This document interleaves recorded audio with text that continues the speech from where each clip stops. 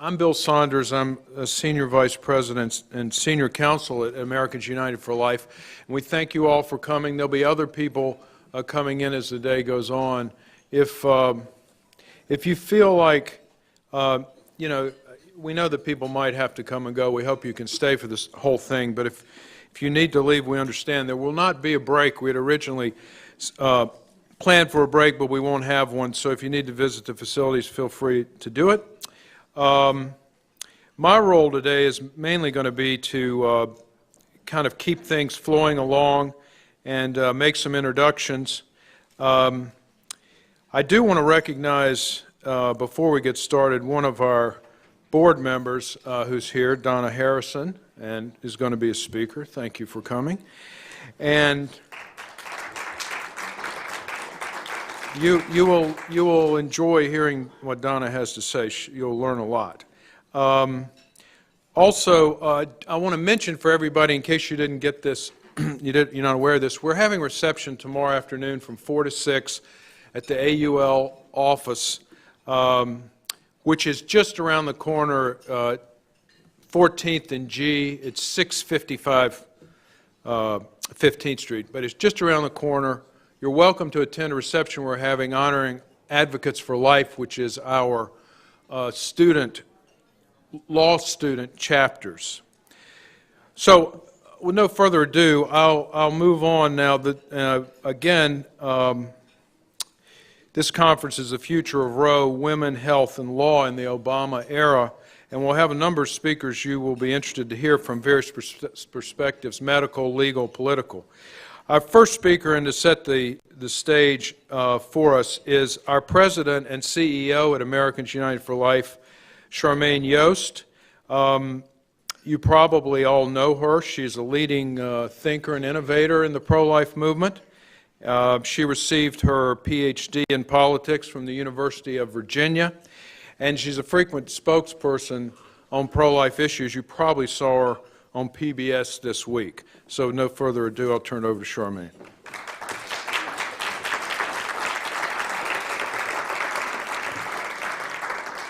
Thank you, Bill. The challenge with being the moderator for a day like this is that you yourself don't get introduced, and I would just like to thank Bill for doing this for us today. We are so fortunate as a pro-life movement to have someone with Bill's distinguished credentials, having graduated from Harvard Law School and then dedicating his entire career to defending the most defenseless. We are very, very grateful for your service to the movement, Bill.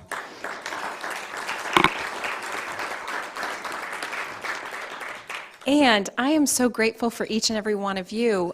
We woke up this morning, and I don't know why I thought that pro-lifers wouldn't be hardy enough to brave through the snow, but I am so glad to see each and every one of you, and I'm excited about this day. It is a sobering day to be commemorating the 40th anniversary of Roe, but I am still excited about this day because we are all still here. We are still here, we're still committed, and why we are here today is to emphasize the fact that we have a very definite strategy that is gaining ground and gaining momentum. And that's what I want to kick us off with in talking about this morning. It really is a tremendous irony that this week brings together in very close proximity the second inauguration of the most aggressively pro-abortion president that we've ever seen in American history, just one day before the 40th anniversary of Roe, and just prior to our annual March for Life tomorrow. These events tangled together in time reflect the strange state of play in abortion politics today. While the abortion rights side has been tallying up on the ledger the marquee victories, the presidency and the Senate in November, the pro-life movement, we have been developing enough momentum under the radar to make our antagonists definitely queasy. The abortion lobby today is a little like the old Soviet bloc that looked invincible, right up to the very day that it collapsed under the weight of its own stagnation. The old guard of the Kremlin were on the wrong side of history, the wrong side of science, and the truth in very much the same way that big abortion is today. Cecile Richards, the very uber-glossy Manhattan-based president of the world's largest abortion provider, Planned Parenthood, is admittedly considerably more stylish than Mikhail Gorbachev. We have to give her her due. But they do have in common a dependence on the power and money of the state to prop up their failed ideologies. While pro-lifers, we're still stinging from the loss of the presidency and, let's be honest, perhaps the Supreme Court as well. Savvy observers who are looking at the bigger picture resemble weathermen standing on a calm beach warning of a hurricane building offshore. We really won't see much of anything happen at the national level in the next several years, although we will try. There is a rising tide of pro-life legislation passing at the state level that is dramatically changing the contours of abortion policy in this country. For example, in the last 2 years alone, since the 2010 midterm elections, our legal team at Americans United for Life has helped enact nearly 50 pro-life laws across this country. In addition, and perhaps more importantly, we have a tremendous tidal wave of pro-life legislation in the pipeline. Notably, over the past 2 years, we've had 2,500 requests for our model legislation, and our legal team was at work in 39 states. While most attention is focused on the president's reelection and the maintenance of the status quo nationally, at the state level, we actually saw modest improvements in pro-life representation, and that's actually where it counts, closest to the people, closest to the grassroots, and that's where the momentum is most definitely building. Ladies and gentlemen, I'm looking offshore, and I'm here to tell you today there is a storm surge coming.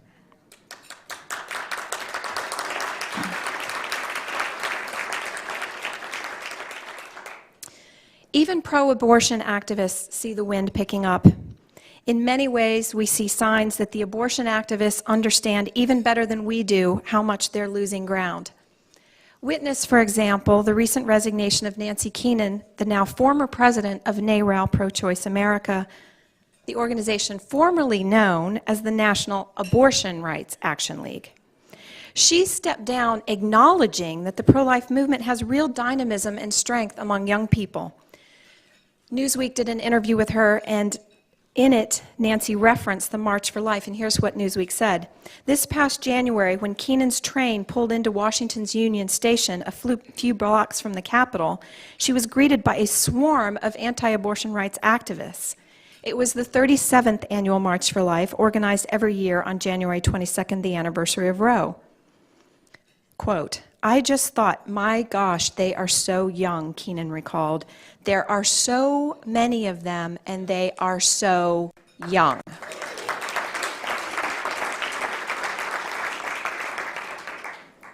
She stepped down this past May and said explicitly that she was doing so because she thought the pro-choice movement was getting too gray. So she's been succeeded by Ilyse Hogue, a woman in her early 40s, who has a Twitter avatar of herself as Batgirl.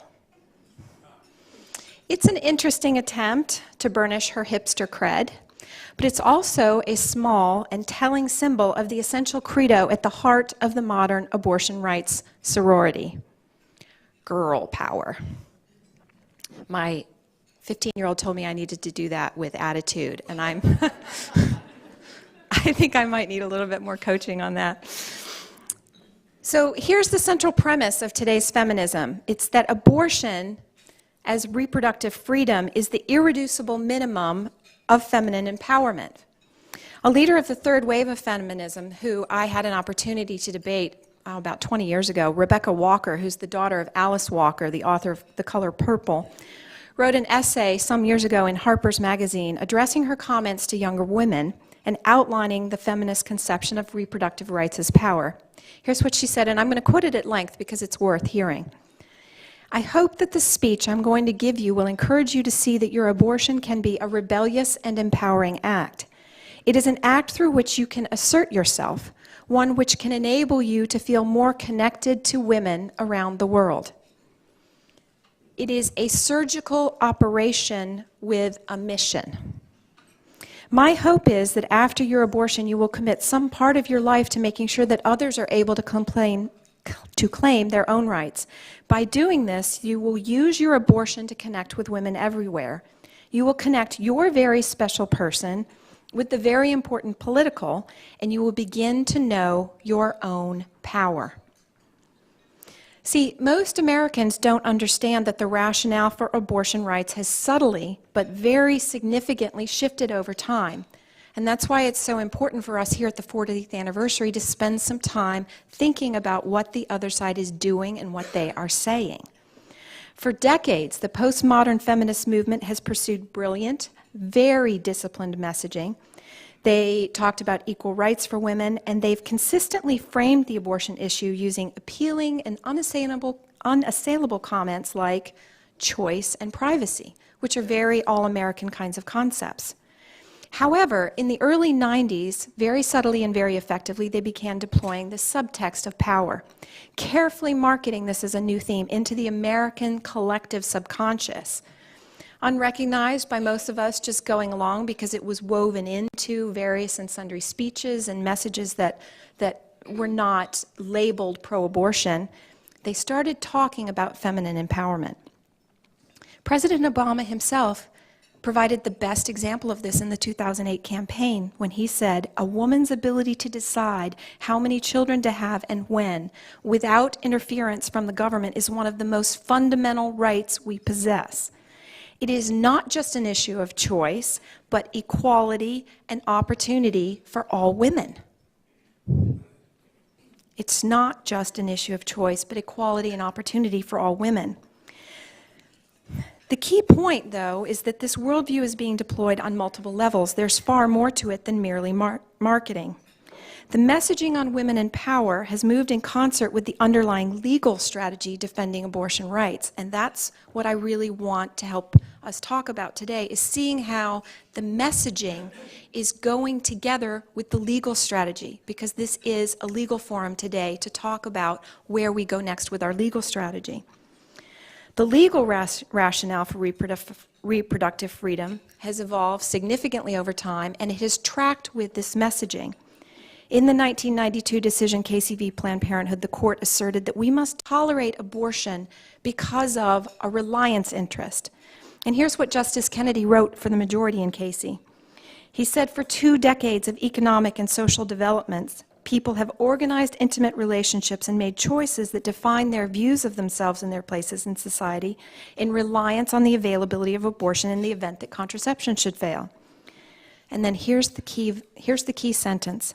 "The ability of women to participate equally in the economic and social life of the nation has been facilitated by their ability to control their reproductive lives." This notion that women must have access to abortion has come to permeate feminist thought. In fact, AUL's counterpart in the abortion lobby, the legal arm of the feminist movement, the Center for Reproductive Rights, states explicitly on their website in their self-definition, they say, "Reproductive rights, the foundation for women's self-determination over their bodies and sexual lives, are critical to women's equality and to ensuring global progress toward just and democratic societies." So take a moment there and let's process the fact that they're going from the individual woman and her democratic rights to a just and global society. That's a very significant layering of messages. So this connection illustrates just how foundational reproductive rights and democracy linked together has become. The connective tissue is woven into feminist jurisprudence. For example, Justice Ginsburg, dissenting from the Supreme Court's decision in Gonzalez v. Carhart, the partial birth abortion case, wrote that women cannot enjoy equal citizenship stature without abortion on demand. Ladies and gentlemen, this is so significant that at the Supreme Court level, we have a Supreme Court justice who is arguing that we as women cannot be equal citizens without abortion. Let us not fool ourselves about what we are up against. Well, let's just see who wins. Now they are putting Batgirl against the baby. That's what it comes down to. It's Batgirl against the baby. It's going to take, however, I would argue to you, and I want to transition now into a little bit more optimism, it's going to take more than a cartoon superhero to countervail the simple, authentic voice of the sonogram pictures that now spread so easily through social media. Let's think for a minute of how the pro-choice crowd has had to change their messaging. I got to thinking about this because a reporter asked me about this earlier this week. She asked how we had changed our messaging. And it occurred to me that they've had to change their messaging a whole lot more than we have. For example, I remember 20 years ago when I was pregnant with my first daughter, and I was invited to debate Kim Gandy, who was then the president of Now. And she showed up. Coincidentally, we were both pregnant, which was an odd situation. She showed up with a blazer that had a small pin on it, which I couldn't originally see, but afterwards as we were talking, I leaned in to see what the pin was, and it was a coat hanger. But think for a minute, it has been a very, very long time since we've heard anyone in their movement talk about back-alley abortions. Maybe a little bit around the edges, but it's not mainstream messaging for them anymore, and maybe that's just because there are a dozen legal back-alley abortion clinics under investigation across the country today for unsafe and unsanitary conditions. I thought that wasn't the way it was supposed to be under a legal abortion regime. Maybe they don't want to talk about back-alley abortions because this summer Tanya Reeves died after being left to hemorrhage for 5 hours in a Planned Parenthood clinic. That wasn't the back alley. That clinic is situated right across the street from Grant Park and the Art Institute in Chicago. It's not the back alley. And they left her. On the other hand, our movement has been remarkably consistent. We have always and ever celebrated the intrinsic value of each individual life. It's very simple. It's the good, the true, and the beautiful. 2 decades ago, our message was, life, what a beautiful choice. Beginning in 1997, Choose Life license plates became available. Today, I just looked this up, they're available in 27 states. Anybody want to hazard a guess how many states you can get pro-choice license plates in? 2. 4. So we have 27 and they have 4. AUL Action, our own AUL Action's 2010 and 2012 political theme was built around Life Counts. In the next few weeks, we'll be releasing the 8th edition of our pro-life playbook, Defending Life. Defending life. Our messaging is very simple. It's simple because it's true. Our opponents, however, have a tougher challenge. For starters, they can't actually talk about what they're defending.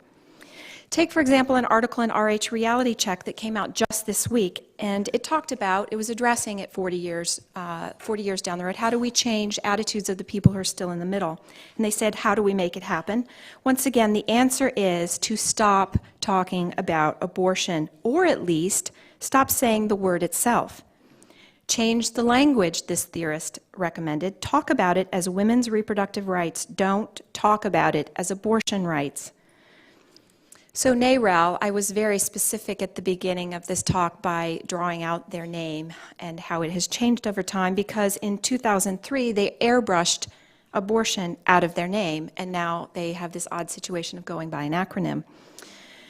However, now, only a short decade later, in 2013, Planned Parenthood started the year by announcing that they are moving away from the choice rubric.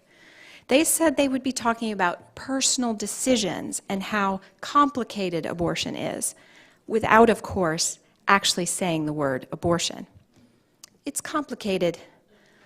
To me, that sounds a little bit more like a Facebook status than a moral argument. But it certainly does reflect reality for them. This is a reality they've been grappling with for a while. Going back to 1995, the feminist theorist Naomi Wolf wrote in The New Republic, "We need to contextualize the fight to defend abortion rights within a moral framework that admits that the death of a fetus is a real death." So what will it be? And this is Naomi speaking, not me. So what will it be? Wanted fetuses are charming, complex, REM dreaming little beings whose profile on the sonogram looks just like daddy, but unwanted ones are mere uterine material. That is complicated indeed.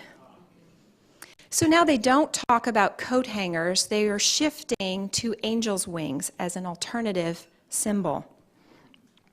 One website has a headline, "Find your own spirit image to help heal the abortion experience. Put an angel or a fairy on your personal altar or sacred space and use it to remind you of the sad but sometimes necessary sacrifice of abortion." Jennifer Baumgardner, who's a somewhat well-known in abortion circles author of Abortion and Life, asks, but note she does not answer her own question, what do you do if a patient wants to baptize the remains? Yes, that is complicated.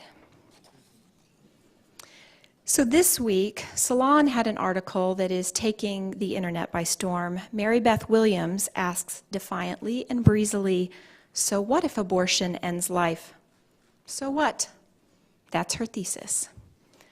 Here's the and this is her. Here's the complicated, see, they are nothing if not consistent. Here's the complicated reality in which we live. All life is not equal. That's a difficult thing for liberals like me to talk about, lest we wind up looking like death panel loving, kill your grandma and your precious baby stormtroopers.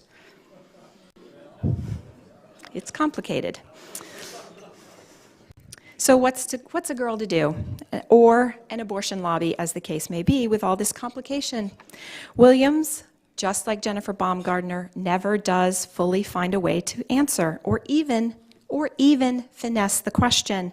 In the end, she just callously admits it all comes down to brute power. And here I'm quoting her again. A fetus can be a human life without having the same rights as the woman in whose body it resides. She's the boss. Her life and what is right for her circumstances and her health should automatically trump the rights of the non-autonomous entity inside of her always. She's the boss. That's girl power, all right. We're moving from choice to it's complicated because the rhetorical dodge is not working for them anymore.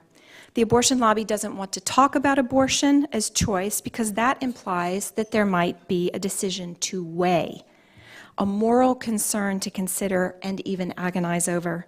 They want to exclusively shift to the language of health care so that abortion becomes routine, commonplace, and morally neutral like going to the dentist. Believe me, they've noticed all the women on the mall carrying the signs, "I regret my abortion." Choice is not working for them anymore. But here I want to pivot, and please pivot with me. The messaging goes along with their underlying agenda. We cannot become distracted by their language. The real move they are making is not merely a rhetorical one. Abortion activists are actively and brazenly pivoting from choice to coercion.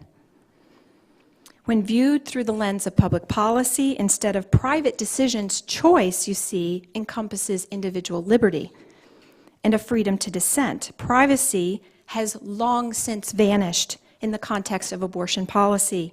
The abortion statists believe the procedure should permeate the public sphere and the public square.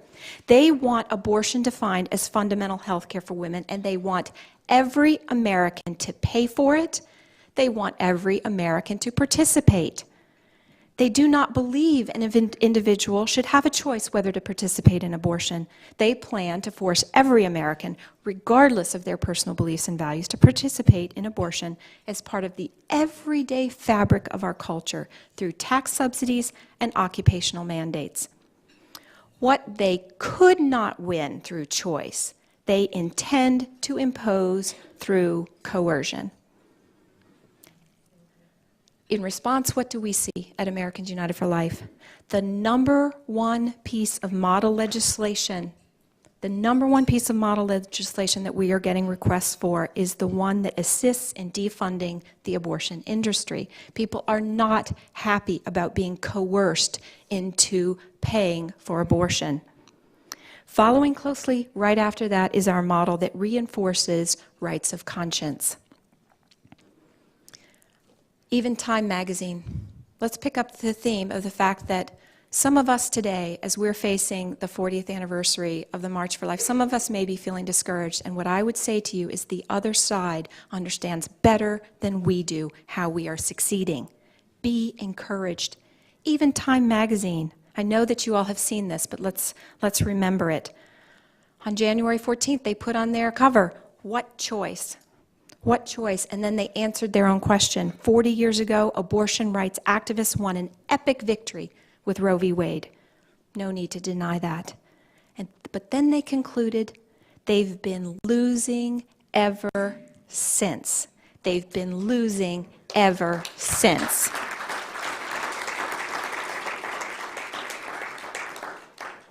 So today, look across the country from State House to State House.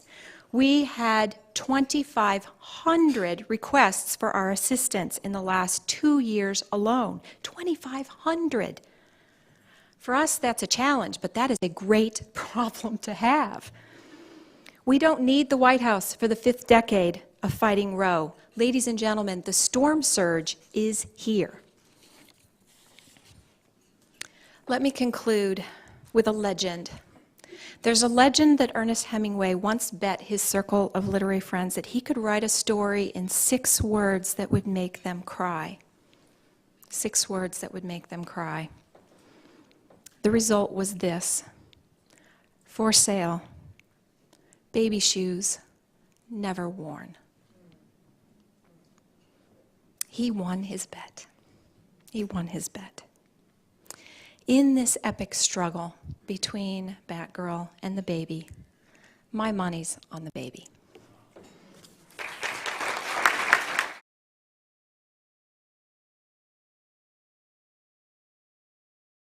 It's really gratifying to have had an idea in your mind of what you wanted something to turn out like, and then it far exceeds your expectations.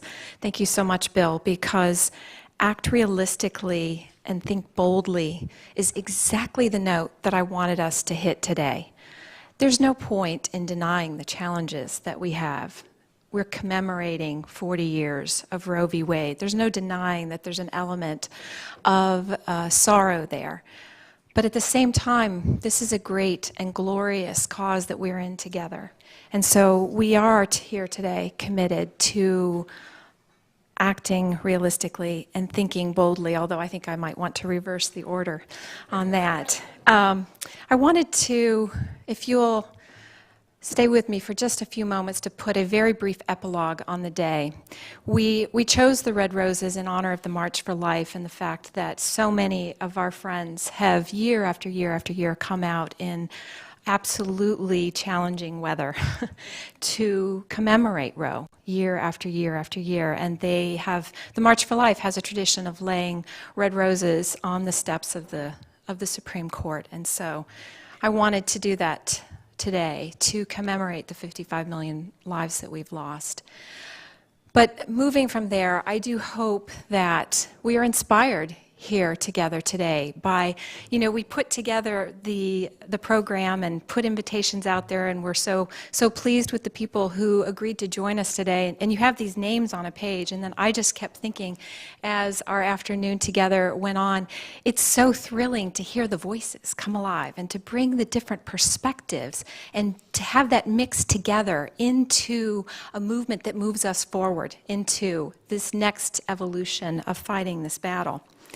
Well, if you'll humor me with this thought of being optimistic as we move forward, I wanted to come back to where I started, which is with Batgirl versus the baby. Partly because it is absurd. It is absurd. Today we've wanted to emphasize the intellectual arguments and where we move from here, so I'm a little hesitant to come back to Batgirl. But the absurdity of it really intrigues me, Batgirl versus the baby. For those of you who weren't here, I mentioned the fact that the new president of NARAL, who was selected because she is relatively young and hip in her early 40s, has a Twitter avatar showing herself as Batgirl, which I think is quite absurd and revelatory of where the feminist movement is today in terms of it's an avatar that represents the idea that somehow abortion and all that goes along with it is about feminine empowerment. But as I didn't actually have these remarks all that prepared because they came to me this morning as I was thinking about the overarching picture of this day. And in thinking of Batgirl versus the baby, it really does express for me the really, really deep sorrow and the deep tragedy of Roe, which is that it is absurd because it turns the real feminine power completely on its head, because it sets women, it sets women against our babies. And isn't that one of the greatest unique things about feminine power, is that ability to participate in the creation of new life? Batgirl versus the baby, setting the woman against her baby, how obscene is that? How obscene is it? Bill, I'm glad you mentioned the Salon article. I brought it up this morning, and I wanted to bring back around one last quote from Mary Beth Williams that I did not use this morning. She said, "I would put the life of a mother over the life of a fetus every single time, even if I still need to acknowledge my conviction that the fetus is indeed a life worth sacrificing." A life worth sacrificing. How dare she? She's so glib. She's so glib as she says this, but the ramifications for this are so deeply serious for all of us, because this way lies brute oppression. A life worth sacrificing. Who is she to make that decision? But it has ever been thus, that tyrants begin sacrificing lives that they deem unworthy. That they deem unworthy. I was so honored that Johnny Tata was willing to send us a video today, because of course her travel is somewhat limited. But I wanted to have that element with us today, this recognition that they are choosing which lives they deem worthy of protection and defense. Make no mistake, Roe at 40 is about raw, brute, callous power over the helpless. Just because Planned Parenthood puts it in a very trendy hot pink does not make it any less tyranny. Americans as a majority are personally opposed to abortion. I've had so many reporters this week ask me about the data that shows that Americans do not want to reverse Roe. This doesn't surprise me, nor does it actually trouble me. The reason for that is because it is a fundamental American value to be tolerant. Americans do not want to pass judgment on others who have what they deem to be a different opinion. Planned Parenthood is very savvy to this, and that's why I was mocking them this morning by repeating their refrain that it's complicated. But I do believe that's a brilliant strategy on their part, because Americans, that's where they want to live with this issue. They want to just let it be complicated and let someone else worry about it. I think about this question a lot in terms of leading AUL and being a part of the pro-life movement. I believe that one of the biggest challenges we have is answering the question, why should I care? It's someone else's decision. Live and let live. It's Planned Parenthood. They're saying they're going to talk about a personal decision. You haven't walked in her shoes. Let her be. Let her. Why does it matter to the community? Why does it matter to the community what her personal decision is? It does matter, because life tends to be complicated. It tends to be complicated and messy. And in that is where life is beautiful. So the question that the life movement struggles with as to why someone else's choice matters to the community at large is because the answer comes back to this question of power. Tyranny is not a human impulse that is easily tamed, that's locked away over there under the only for abortion category, only when it's complicated. Roe at 40 is a question of who we all are and what a civilized community will tolerate. Batgirl is a hip chick. There is no doubt about that. But it's also a perfect symbol for the radical individualism from which abortion originates and which it helps to perpetuate. I can't help going back to my poli-sci roots. I loved my political theory classes. And I was really struck as an undergrad, it stuck with me, the study of postmodernism and the existentialists and how they defend their philosophy. And it has stuck with me all these years hearing Sartre as he is describing his existentialist philosophy and his sense of the aspirational human. And he said, we are left alone without excuses. We are condemned to be free. As Americans, isn't that a really intriguing concept? Because freedom, we believe, is so foundational to who we are. So how is it a condemnation? I believe in abortion, we truly see how we are condemned by freedom. By setting mother against child, mother against father, abortion strikes at the very heart of human community. It is this fabric that knits us together of a man and a woman falling in love and coming together and creating a family. That's part of the fabric that brings us together, that creates a community and a nation. There's a study that has gotten almost no attention, but it really jumped out at me recently. They found that for older women, men, 1/3 of adults aged 45 to 63 are now unmarried. 1/3.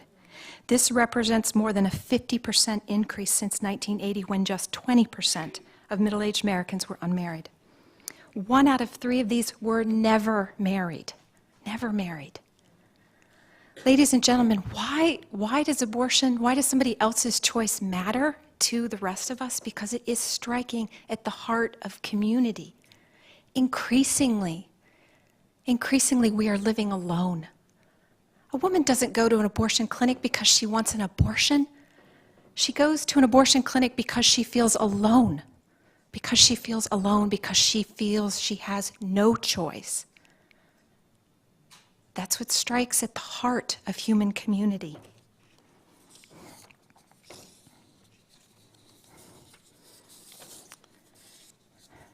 That affects all of us. It affects all of us at the end when women are alone. It's encouraging to me today, and I hope you are inspired as well, that there's so many of us here today who have come committed to acting realistically and thinking boldly, thinking very boldly. It's going to be an exciting day tomorrow when hundreds of thousands, I believe, will be on the nation's capital, on the mall, with roses to commemorate the lives lost. But as we move forward into this next decade of fighting Roe, we need to work very carefully to ensure that people understand that this movement is also about the women and men who have been damaged by abortion. That abortion leaves us alienated from each other, and it leaves women and men alone. Thank you so much for being here today. God bless you, and we're dismissed.